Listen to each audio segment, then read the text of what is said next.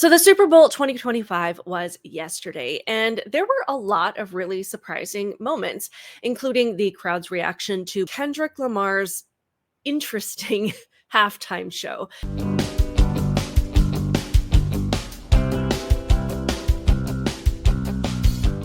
Welcome to my channel, Outspoken Samantha. I appreciate you being here. Do me a couple favors, hit the thumbs up button, become a subscriber to my channel if you're not already, and turn on your notifications so that you never miss out on a conversation like the one we're about to have. Now, of course, part of the Super Bowl that we have come to expect as being controversial is the halftime show, because you just never know what's going to hit the stage. It hasn't been about entertaining the crowd for a long time. It really is about pushing a message. So this year they had rapper Kendrick Lamar take the stage with cameos from Samuel L. Jackson and Serena Williams. Some of the initial reactions were, well, it's nice to see everybody with clothes on, which just shows you how low the bar has been set. But a lot of people were just saying, we can't understand a word that this guy is saying. I hear you like I'm young. You better not ever go to cell block 1.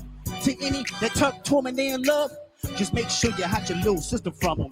They tell me Chubb's the only one to get your hand-me-downs. Party at the party playing with his nose down. Waka got a weird case, why is he around? Certified lover boy, certified. The fact that he went with clothed dancers and unintelligible lyrics does not mean that the performance went without analysis and controversy. According to this article in the Daily Mail, it says Kendrick Lamar slammed for worst halftime show ever during Super Bowl 2025 performance before swipe at rival Drake. In this article, it says Kendrick Lamar's Super Bowl halftime performance in New Orleans on Sunday drew criticism from some fans who labeled it as the worst halftime show ever.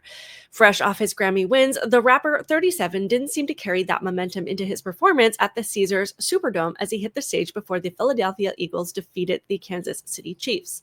The Pulitzer Prize winner showcased his lyrical prowess as he started out the performance on top of a car before taking a swipe at his hip-hop rival Drake 38. It being an awful performance seemed to be the sentiment of a lot of people.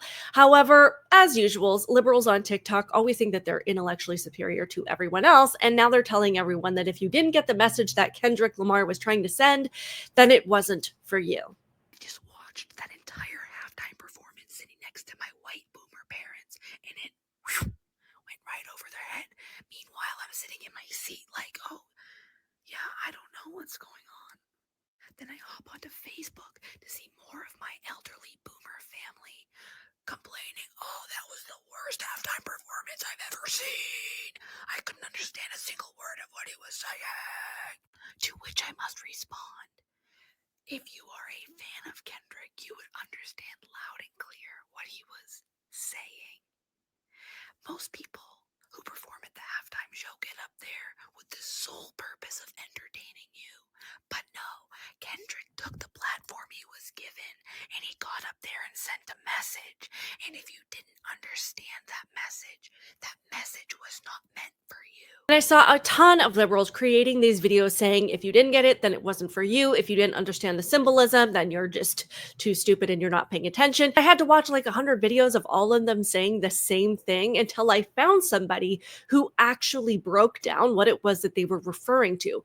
Because I'm interested. If I'm missing something, then explain it to me. I want to know what you got out of it. I want to learn. I want to understand your perspective. Jackson as Uncle Sam is the freaking best, most iconic moment.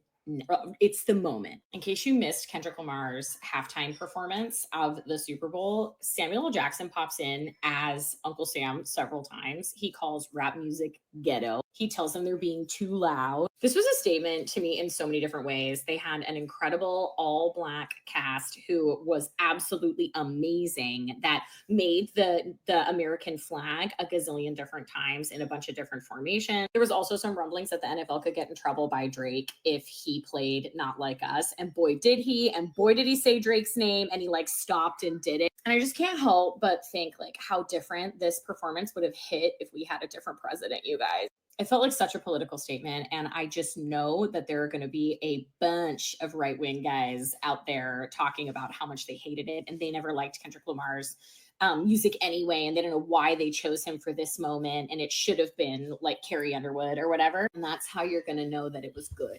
That's how you're going to know that the message hit, is when everybody starts complaining about it in about 5 minutes. We kind of dove into it a little bit more, so let's have another white liberal explain to us maybe a little bit more of what we missed. Ooh, did you catch that halftime show? Man, the symbolism going on here. Did you hear what he said? He said, "The revolution about to be televised. You picked the wrong guy." Who do you think he's talking about? And if that wasn't clear enough, you zoom out, show the whole stadium, and the lights in the stands read, "Warning, wrong way." And then Uncle Sam Jackson himself, I mean, and then we have the color schemes. We have the guys in white and black and the women in red. If that didn't give Handmaid's Tale vibes, I don't know what did. And then we turn back to the stands again, show the stadium lights. What's it say this time? Game over. And then the end of the performance, the last 20 seconds or so, forget subliminal messaging. You just straight up turn off the TV, turn off the TV, turn off the TV. You get the message? And it seems like everybody complaining about this being the worst halftime show seems to all be the same political party. And I think it sailed right over their head. Naturally, liberals seem to think that the message was all about them, as they usually do. And they're all out here telling their echo chamber of fellow unhinged liberals that if anyone says that they didn't get it or didn't like the show, or in other words, didn't get their interpretation of it, then they're just too stupid to understand. First, some of them are saying that lining everybody up in red, white, and blue and then having them touch the floor was symbolic of disrespect to the American flag and a diss to the current administration. They also said that having a black man play Uncle Sam was another representation of Black Americans being oppressed and finally becoming part of America. Then they're saying that Samuel L. Jackson trying to control the music that Lamar was putting out there by criticizing parts of it by being too ghetto and then praising the quieter parts as what America wants to hear is some kind of symbol of how Black people have basically been held back by America's expectation that they should be more white. And they honed in on this phrase that the revolution will be televised, which to some, it meant that it was a direct contradiction to a song by Gil Scott-Heron saying that the revolution will not be televised.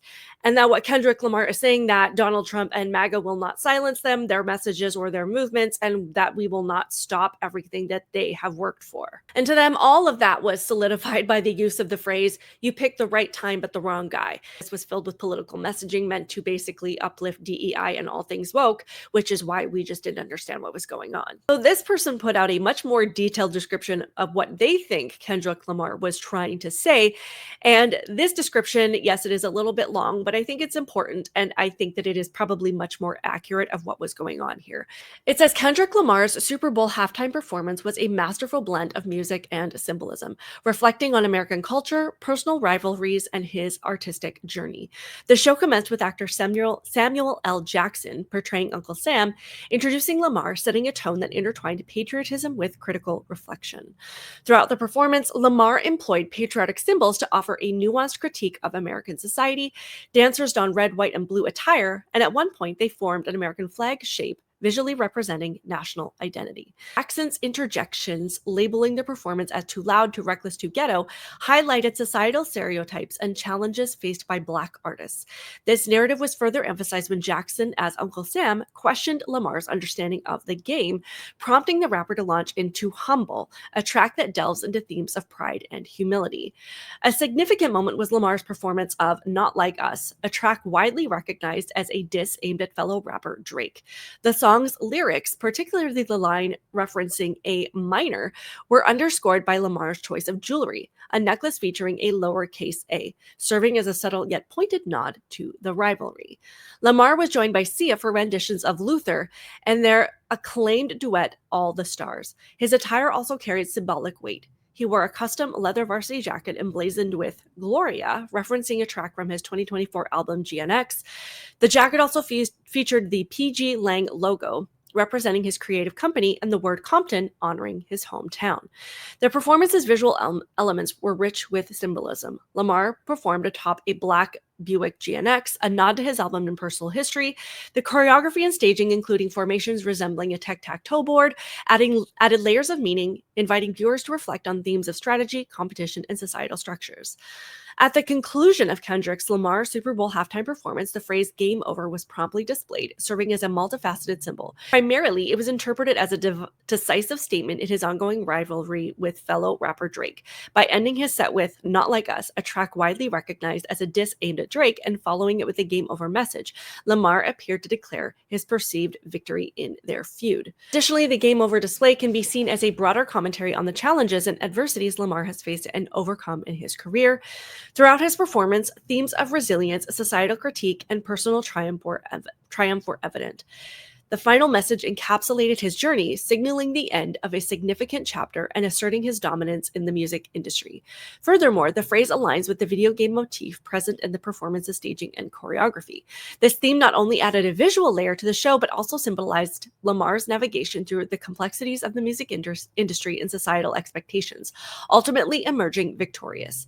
In essence, the game over proclamation served as a powerful and multifaceted symbol, reflecting both personal and professional triumphs and marking a definitive statement in Lamar's narrative. So obviously, you can look at any performance by an artist and interpret it to mean anything that you want it to mean. But there are interpretations that seem to come from wishful thinking and projection, and then there are interpretations that make sense based on the background and personal experiences of the artist. So to me, this was not a performance meant to take aim at MAGA or uplift woke messages.